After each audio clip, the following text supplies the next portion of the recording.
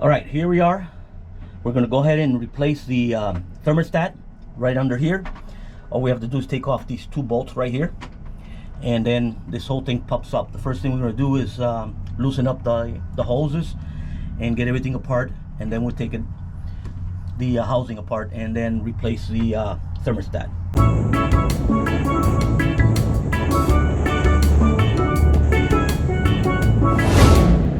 All right, first things first, take off the hose.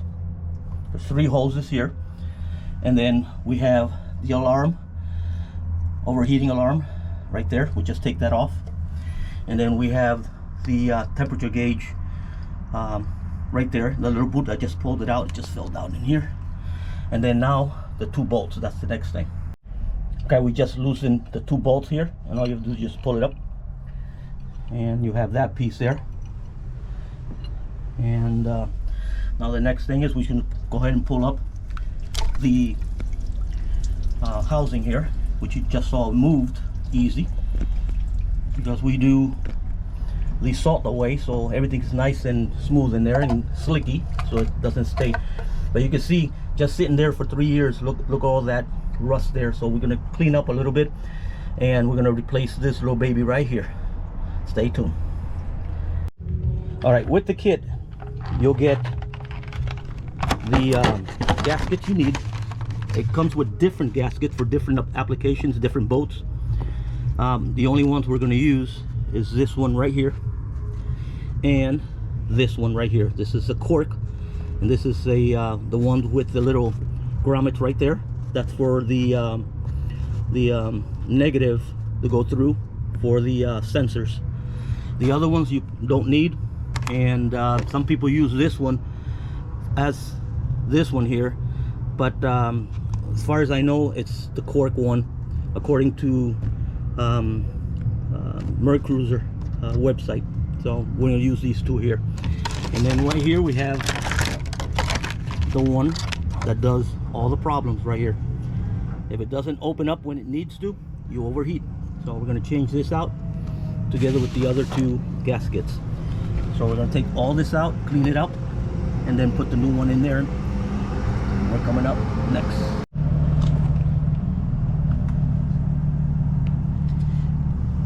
Okay, so since this has been here for about 3 years, it's not really sticking that much, so it's easy to take off, as you can see here.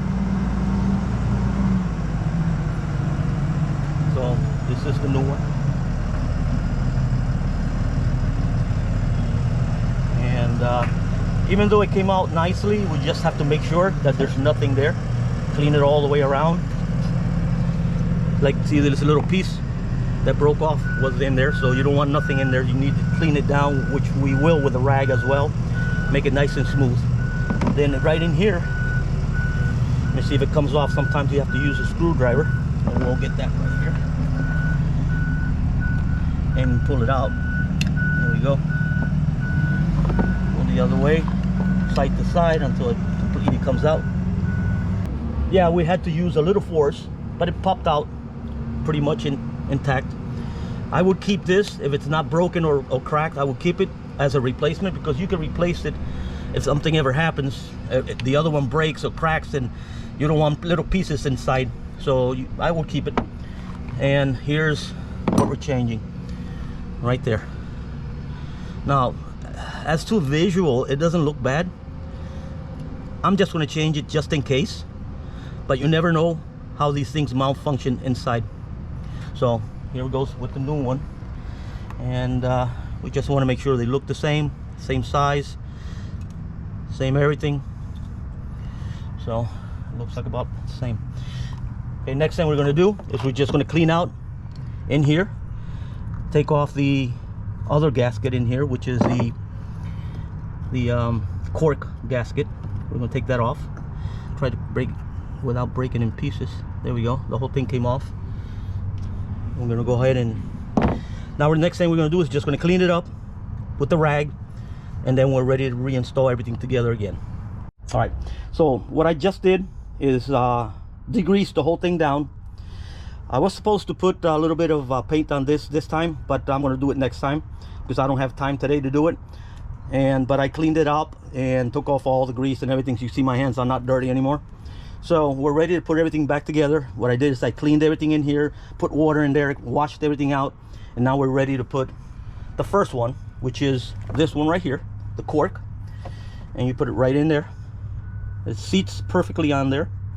Just make sure it's seated well. And then this one here is going to go like this in there.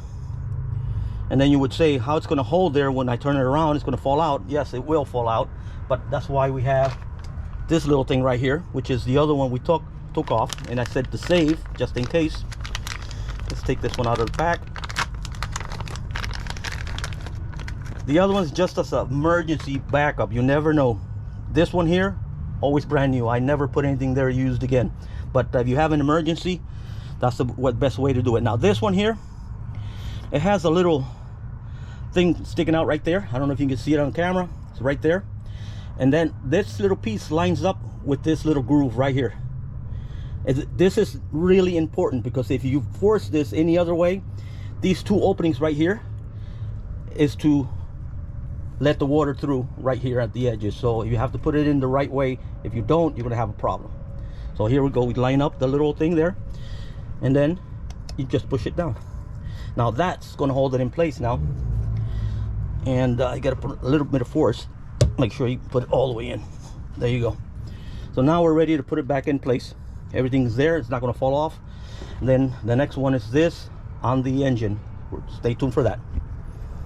All right guys, so what I did is I used some of the degreaser and I cleaned down all the parts, including the housing, before I put it back together, because it's always good to, you know, clean it up and get all the grease off. It's easier to work with next time, and you don't have no buildup of grease and dirty stuff there.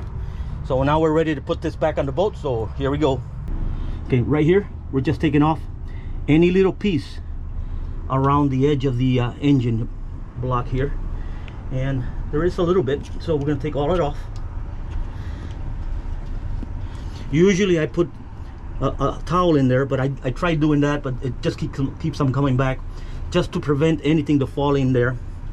But what I have out here is just pieces. It's like kind of cardboard gasket that was there before, and just little tiny pieces.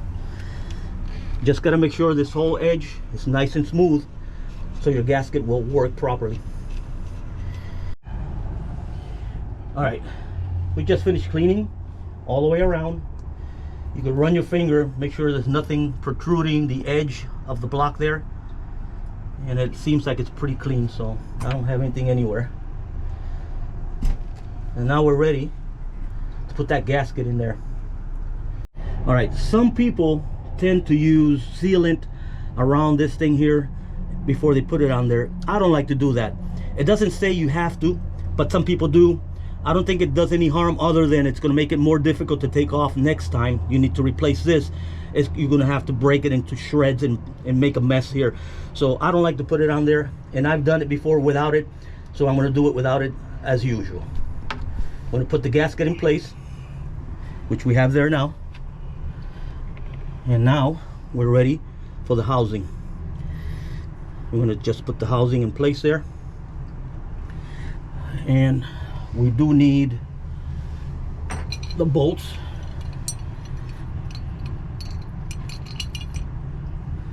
In place there. And you're going to have to move the hoses out of the way a little bit.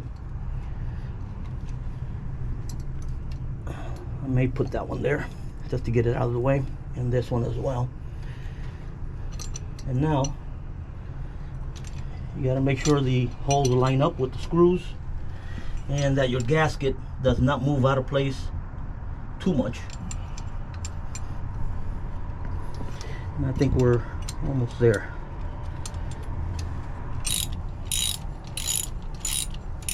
When you do this, just make sure you don't cross thread anything here. Make sure everything is nice and smooth, that you can do it easily by hand if you can. Once you feel it's in there, then you can tighten it up, but make sure you're not cross threading this whole thing, because then you'll have a problem. Not with the bolts.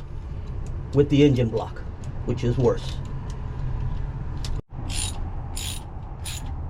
Okay, that's seated there. Let's do the next one until it's seated as well. What you do is you seat it until it stops a little bit, and then what you're going to do is you're going to give it a little bit more. You don't want to over torque these, so you go in a little bit more. We'll do the same thing on this one.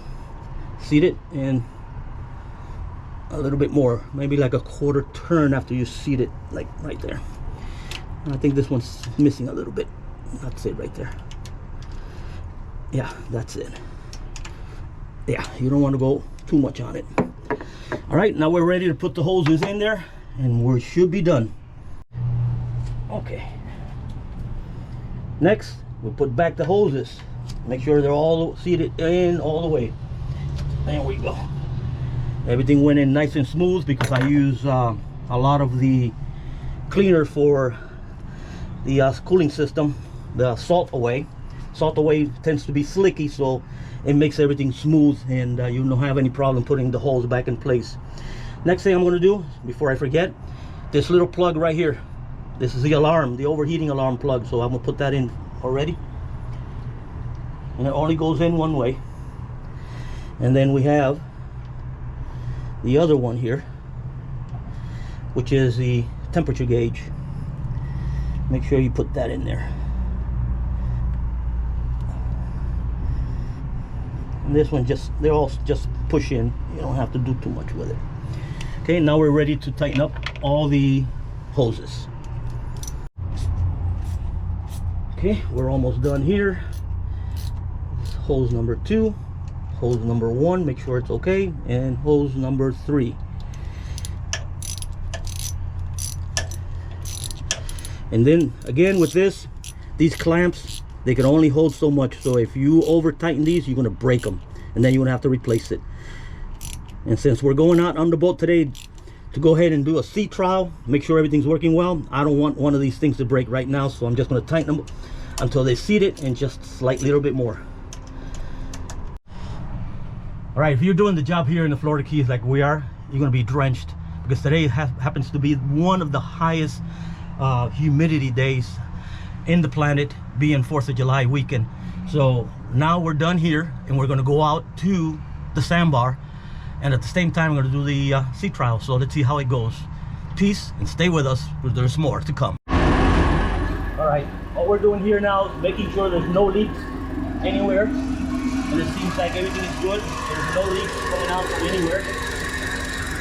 Down here, nothing in the hoses. Everything seems okay. No matter what, if I tell you, we can take you somewhere.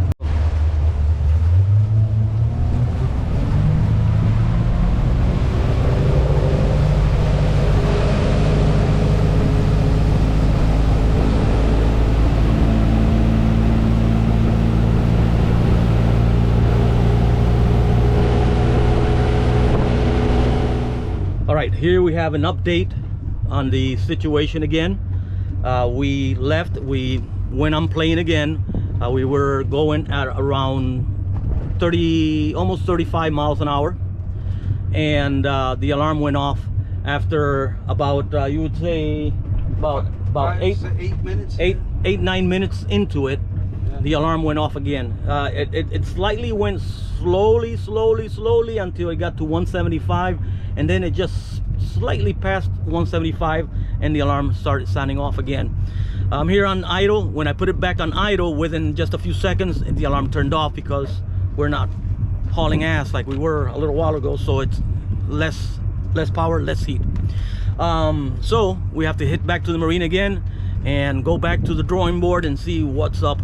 And I still think the first thing that we mentioned on the other video about the circulating pump, I think we may have to go that route this time. So let's see.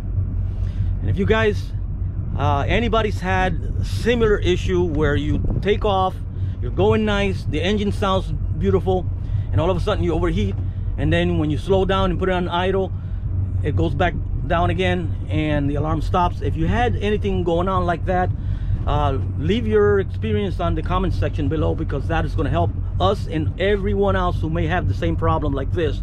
So if you have experience having overheating, and then when you slow down it stops, then let us know what was the fix for your situation. All right, so here we go, going back to the marine again. Okay, so we were saying about the sensor. Yeah, I mean, so it could be a false reading. False sense, maybe the sensor. Even though we changed that, how long ago? I think no, that one's been there for more than 3 years. More than 3 years, because that was before the motor rebuild. Yeah, the sensor, the temperature sensor, we changed it about a little bit more than 3 years. It could be several different things, you know. So we're gonna have to get a temperature gauge. Yeah. One of those laser temperature gauge guns, and read the motor and see what's coming out of there, and see if it's actually overheating. Yeah. Because that doesn't feel or sound like it's overheating. An overheating issue usually gives you other issues while you're riding. That's the thing. Yeah, yeah. So, yeah, we're gonna get a temperature, one of those laser temperatures, and you know, check the risers and the where the thermostat is at, and double check the temperature to see if maybe it may be a false alarm. Because immediately when I stop, it just goes off again. So. Temperature doesn't drop that fast normally. It's almost impossible for it to drop that fast. Yeah. But I mean, I think it could be either false reading or the pump. False reading. So I'm gonna go ahead and buy one of those laser temperature gauges. We're gonna have to take it from there and redo this whole thing again. And run. We have to run it in the water. In the water, yeah. Yeah, it has to be in the water. As soon as it beeps, then we're gonna have to open up and check it right there. Yeah. Yeah. Because that's the only way we're going to know if it's a false reading from the sensor. Maybe the sensor is bad. Yeah. Who knows? Something is up. Yeah, and here are the things that come to my mind. This is something that I think a lot, and I troubleshoot things. There could be pieces of the impeller from prior. Who knows? Prior clogging up something. Maybe the older impellers when we had issues many years ago might have broke, because the thing is, we had mechanics doing the work back then. We didn't see what they were doing. So who knows if something is inside the line and it's maybe plugging up the water line, restricting the water going through the engine. And it makes it overheat. That could be a possibility too. So I'm thinking about maybe something stuck inside the cooling system, pieces of plastic, it could be pieces of paint, it could be a bunch of stuff in there. So we don't know. We just have to go down the line and see. First, you know, get the gauge, check if it's a false reading, and work it from there. Exactly. If it's a false reading from the temperature sensor, or if that's not it, then we have to go down the line and keep on doing it. So this is going to be extended for a while, so let's see what happens. Other than that, it runs nice. It sounds nice. The temperature is back down below 175 and everything's working fine. So let's see. All right, so we're heading back then, and let's see how it performs on the way back. Our next step in the process of elimination, we are going to do a descaling. Descaling is the process of removing mineral deposits from inside of your engine's cooling system. These deposits can build up over time due to the presence of salt water, which can cause corrosion and restriction of the flow of the water coming in from the pump. Don't miss our next video where we show you the process of removing these mineral deposits inside your cooling system. So stay tuned for our next video.